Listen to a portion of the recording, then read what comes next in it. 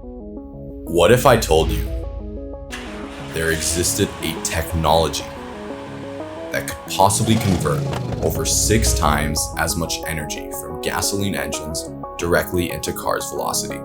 Would you fall for the trap? Yes, I'm talking about electric motors, specifically Tesla's electric motors. Famous, often infamous CEO of Tesla. It's a bit dodgy, but a lot of it's very impressive. And the government pushing the electric vehicle future Is not exactly a shrinking violet.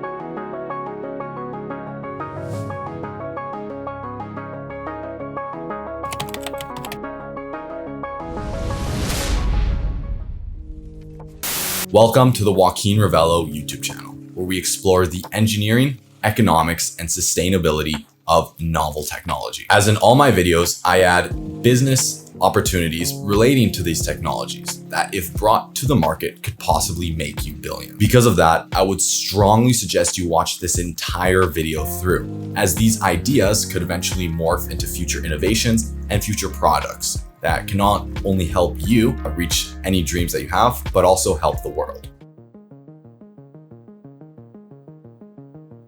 In a nutshell, the physics behind electric motors consists of a copper wire coil with an alternating current present inside of multiple permanent magnets. Here, an alternating current in a coil produces an alternating magnetic field, as all magnetic fields exist because of moving charge. Hence, it's the moving charge inside of this coil that creates this field. And since the current is going back and forth, you get an alternating magnetic field. What's cool about this is that the magnetic field created by these wires and the alternating current is exactly the same as the magnetic field caused by permanent magnets. The difference being that you can turn on or off this field simply by adjusting the current. This switching field thus induces a current inside of other conductors, more specifically an iron core with bars, which is placed inside the coil to leverage the physics of Faraday's law, which you can read about in the sources down below. From an engineering perspective, you have the coils of wire that provide an alternating magnetic field around a piece known as the rotor bar. This rotor bar consists of a shaft with an iron core with bars that have induced currents around it.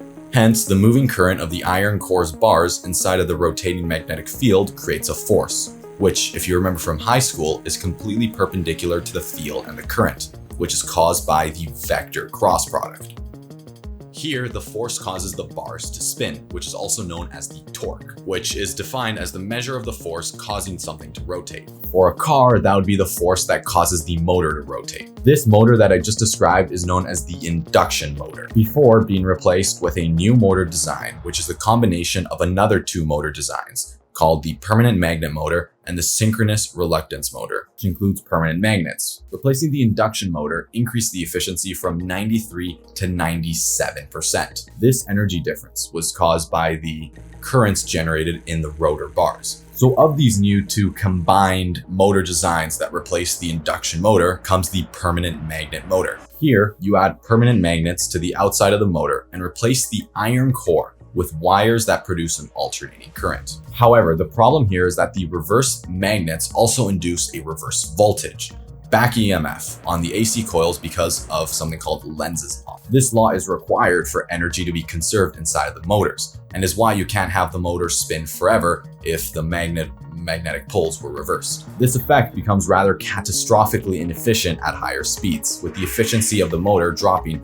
from 94% to 83%. This efficiency incentivized engineers to build the synchronous reluctance motor design. Essentially, this is an iron core with specially aligned holes in it. These holes make it so that if there was a magnetic field present going through the core, the magnetic field lines would want to go through the thicker iron rather than the holes. The magnetic field choosing the iron over the air has to do with the reluctance of the material, which is defined as the tendency of an object to oppose a magnetic field, with iron having a lower reluctance than air, hence magnetic field lines can pass easier through it. This is very important because we always see in nature that objects want to be in the lowest reluctance state.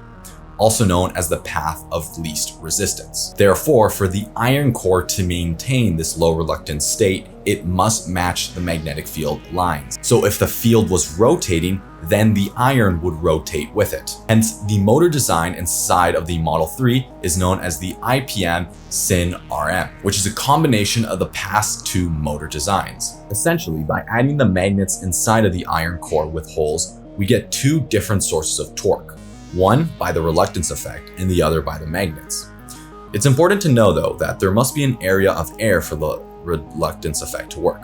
Thus, we can get the best of both worlds by placing the combined design inside of a rotating magnetic field, which is caused by the alternating current inside of the wrapped wires, as explained in the induction motor. If you compare Tesla with other electric motor designs, you tend to see varying design similarities, with the exception of the permanent magnet arrangement. Here, each electric vehicle company tends to arrange their magnets to try to make the best performance at their costs and their desired power output. To increase motor efficiency, the Tesla motor has 4 magnets stuck together rather than one large magnet. This reduces eddy currents, which are undesirable currents induced inside the inductor. The same way a laminated core reduces eddy currents inside of a transformer. There are multiple patterns to rearrange the magnets, as outlined by the research paper written by Leo, Lean, and Fu. And each electric car manufacturer tends to have their own pattern. When it comes to understanding motor performances, unfortunately, Tesla does not release any official documents on their motors. However, the folks at Motor Trends have done tests that show Tesla produces around 1,050 pounds per feet, or 1,400 Newton meters of torque, and 1,020 horsepower, around 760 kilowatts, which is 5 times the horsepower of an average car, and the upper power output of around 76 grizzly bears. So next time you go on a Tesla, just picture that motor generating 76 grizzly bears of power output. According to Toyota, commercial cars create 100 to 400 pounds per feet of torque, or 135 to 542, a 2.5 upper and 10 times lower limit more torque. If it takes 0.2 Newton meters to open a door handle, the motor would be able to produce a torque equivalent to opening 7,000 door handles.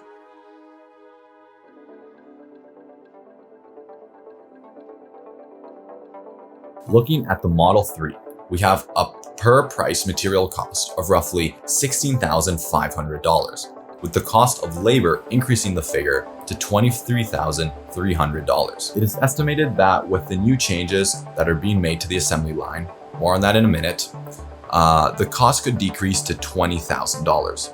So if you buy a Tesla for the retail price of $40K, yeah, good job, because other car companies are probably ripping you off more. With that said, Tesla is on track to produce over 850,000 vehicles in 2021, with the company missing its 2020 goal of 500,000 by 450 units. If you're interested in knowing the cost curves of the Model 3, in the case that it was to share the labor costs with the Model 3 and Model X, you can find this model made by Cossack. Do take these calculations with a little bit of a grain of salt, as with all statistics published on the internet. Nevertheless, it's a very interesting comparison. What is interesting is that the cost of the battery, the most expensive component, outweighs the cost of the electric motor. Hence, the engineers are looking to decrease the battery's cost as much as possible, a topic explored for a future video. So what is the manufacturing process like? Located in Fairmont, California, the Tesla factory hires over 10,000 people, a fifth of the grizzly bear population, and builds over 500,000 cars as of 2020. It also has factories in Shanghai, Berlin, Texas, another one in California, New York, and Nevada, which combined, the employees make up more than the grizzly bear population.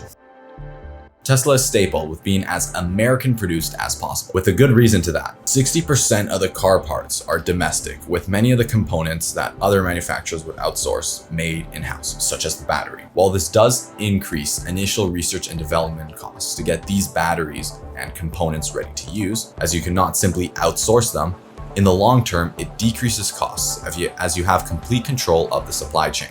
Not only does this lead to exponentially smaller costs in the long term, but it also leads to faster manufacturing and implementation, as your company is not bottlenecked by third parties. And this has been a very big focus for the company, which is trying to get as many green cars out in the world as possible. This is also why engineers work at the factory rather than another building, and how they're able to cut away tariffs and shipping costs. And it's also why Tesla has started manufacturing their own tabless batteries in-house, as their previous producer, Panasonic, will not be able to keep up with Tesla's future battery production quotas.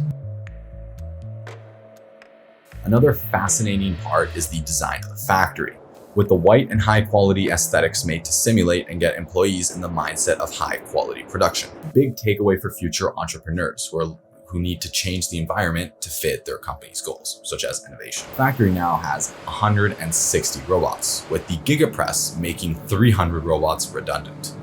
The GigaPress is the largest die casting machine in the world, which is used for the Model Y to create the car's chassis, which is essentially the metal shell and bottom of the car, in just 3 pieces. You can think of die casting machines as molds for molten metal, with these pieces being of aluminum and silicon and traces of other metals, which is essentially the same way plastic robots are used to mold and make plastic pieces. Rather than having dozens of separate robots die casting, the new cars essentially use one to make larger combined parts. Essentially, the ingots are placed inside a 850 degrees Celsius melting oven, where they become molten, defined as a solid turned into a liquid caused by heat. The molten metal is then placed in the mold to cool to 400 degrees before removed by a robot hand and cooled further to 50 degrees. What's fascinating is that the cycle takes 80 to 90 seconds to complete, which is insanely fast. And what's even more interesting is how it manages to reduce the number of required parts, which continues to decrease as models progress, saving time and money and resources. For instance, the new Model Y of 2021 has 370 less parts than the previous model, with the GigaPress helping out by eliminating the need to bolt and weld all parts together, which has been the standard of the automaking industry forever. This is massive in saving money and production time, with estimates by JP Morgan showing that a single factory with 10 GigaPresses, as Tesla has ordered 8 more, can produce over 350,000 cars at the current production rate of 4 to 5 minutes, which is around 300% slower than the specified time of 80 to 90 seconds. In other words, once Tesla's GigaPresses reach that production time of 80 to 90 seconds, this estimate will become obsolete. Essentially, this technology avoids the use of ordering parts, manufacturing them together, transporting them, then checking for quality, decreasing the chassis cost by 40%. I bring this up because it's very clear to me now that the ability for leaders to think of innovative solutions to all aspects of products, including the product and the manufacturing process of the product, always leads to improved products down the line. So if you are aspiring future tech entrepreneur, just like I am, you need to understand that this mindset of innovation applies not only to the final design, but also to all of the steps that lead up to the manufacturing of that design. And it also branches out to other aspects of business, such as marketing and administration. So you need to let go of the concept that it only applies to the final product. And this is especially true when you look at the competition that Tesla has right now, which is basically zero. All large car manufacturers are too slow in their ability to adapt to the market, with many staying stuck in the same mindset despite seeing the growing success of Tesla. Even if they do innovate to electric car solutions, their innovation and their production cannot cope to the momentum that Tesla has already built. And what's interesting is that this is a pattern that keeps repeating itself throughout history over and over again. If anything, Tesla's biggest future rivals are likely small startups, which very likely are going to be Chinese, such as NIO or XPeng, as they are able to innovate and change very quickly, which continues to be a key element to success. And what allows these two companies to flourish in that environment is all the subsidies that China has been pouring into both innovation and green technology.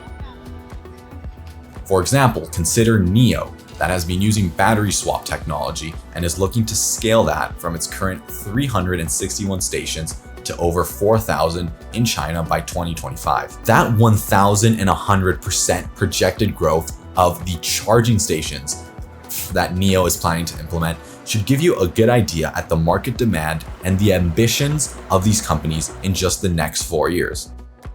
Not only that, but their designs are strikingly similar to that of Tesla's, an almost copy. This is extremely interesting, as it reminds me of a similar situation China went through in the decade where Chinese internet companies would copy American internet companies. And what's interesting about this is that it created an environment of Chinese tech entrepreneurs who were not scared to copy each other, which ultimately led to further growth later down the scene. If you would like to read more about this, I would strongly suggest you read the book AI Superpowers. While this is all nice, Tesla's insane growth has been fueled largely by Musk's insane leadership. And by insane, I mean painstakingly, extremely rigorous leadership that has caused plenty of controversy we hear about today. For instance, consider the time in Tesla history known as production hell, where Tesla wanted to ramp up the production of Model 3 vehicles with essentially only robots. So essentially, they wanted to replace the lineup of already existing workers and employees making the cars with robots. What made matters worse was that Tesla was late with its pre-orders of Model 3. Hence, what followed was a disaster of management, with Elon humiliating people and just a stressful work environment that led to a slew of employee problems. Ultimately, however, it ended up successful as Tesla was able to scale up its production and is now exceeding its production 2021 goal. The biggest takeaway from the management and economics of the Tesla Motors has to be the Silicon Valley attitude that Elon Musk brings to Tesla. Instead of being managed from a traditional business degree, such as an MBA, the engineering attitude Musk brings focuses on innovation. And as I said before, that innovation spans to all aspects of the company, such as manufacturing speed, quality of materials, or certain specifications that users want. And what's most fascinating is that Musk has stated himself that he spends the majority of his time working hands-on with engineers rather than going to many board meetings as one might expect. And what's most interesting is that the entrepreneurs of top tech companies nowadays are all engineers themselves. And I predict that this will continue to be the trend as we move more and more into this internet and AI age. Okay, now let's look at the sustainability panel. In other words, how sustainable really are Tesla Motors?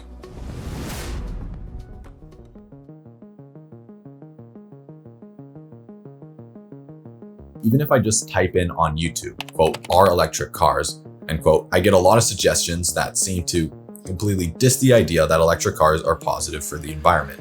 The general consensus is that the largest of Tesla's batteries, which is the 100 kilowatt hours, produces 17.5 tons of CO2 to manufacture, with the majority of this coming from the sourcing of lithium, as we will see in a future video explaining battery production.